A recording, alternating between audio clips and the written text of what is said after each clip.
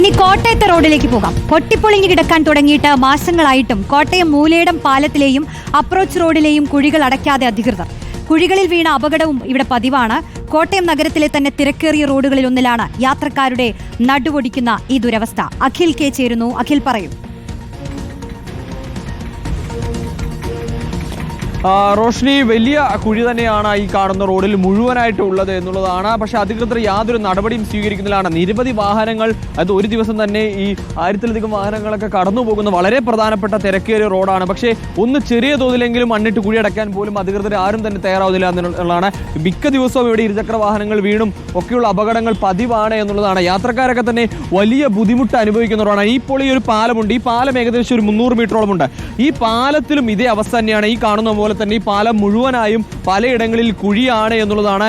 യാത്രക്കാരൊക്കെ തന്നെ വളരെ പ്രയാസപ്പെട്ട് സ്ഥിരമായി ഇതുവഴി പോകുന്നവരുണ്ട്, അല്ലാതെ ബസ് സർവീസ് റൂട്ട് ഓടുന്ന സർവീസ് ബസ് ഉണ്ട്. അങ്ങനെ പ്രധാനപ്പെട്ട തിരക്കേറിയ ഒരു പാത തന്നെയാണ് എന്നുള്ളത്. പക്ഷേ യാതൊരു നടപടിയും ഇത് നന്നാക്കാനോ അല്ലെങ്കിൽ ഇതിന് വേണ്ട നടപടി സ്വീകരിക്കാനോ അധികൃത ഭാഗത്ത് ഉണ്ടാകുന്നില്ല എന്നുള്ളതാണ്. പതിവ് സ്ഥിരമായി ഇതുവഴി യാത്ര ചെയ്യുന്ന ആളുകളൊക്കെ തന്നെ നമുക്ക് അവരോടൊന്ന് പ്രതികരണം ചോദിക്കാം. ചേട്ടാ, ഈ വഴി സ്ഥിരം യാത്ര ചെയ്യുന്ന ആളാണ്?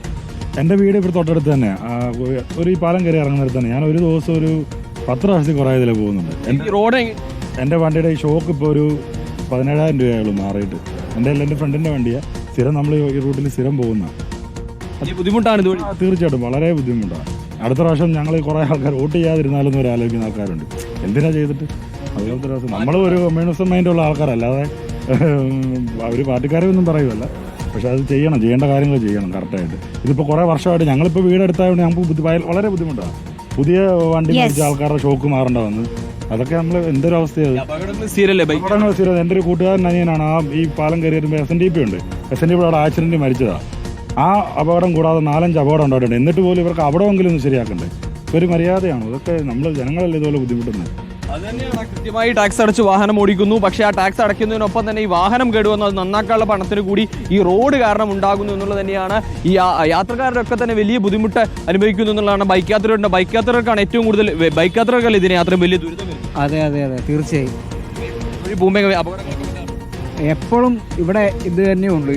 ഈ കട്ടറിയാട് മനുഷ്യന്റെ നടുവിന്റെ ബോധത്തേ ഉള്ളൂ. അല്ലാതെ ഇവിടെ എന്നാ പ്രതിഷേധം നടത്തിയിട്ട് ഒരു കാര്യവുമില്ല. തീർച്ചയായും അഖിൽ, ആളുകൾ പറയുന്നത് പ്രകാരം അവരുടെ ദുരിതങ്ങൾ, അവരുടെ ശാരീരിക ബുദ്ധിമുട്ടുകൾ അടക്കം അവർ എണ്ണി പറയുകയാണ്. ഇതിപ്പോൾ ജീവഹാനി, ധനനഷ്ടം എല്ലാം ഉണ്ട്. ആകെ ദുരിതം. ആ ചേട്ടൻ പറഞ്ഞതുപോലെ കാറിന് 17,000 രൂപ ഈ റോഡ് കാരണം ചെലവായി എന്നാണ് പറയുന്നത്.